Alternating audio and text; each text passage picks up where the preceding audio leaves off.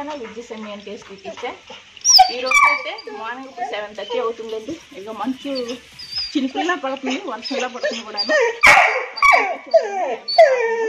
అయితే ఇక్కడ ఉండడం ఫస్ట్ టైం ఇదంతా కూడా. ఇక్కడ మన ఏరియాలో చూస్తున్నారు కదా, లాస్ట్ టైము మేము నంది హిల్స్కి వెళ్ళినప్పుడు సేమ్ ఇలాంటి ఫాగే నంది హిల్స్లో ఉండేది. అదేవిధంగా మనకు కూడా ఇక్కడే ఉంది.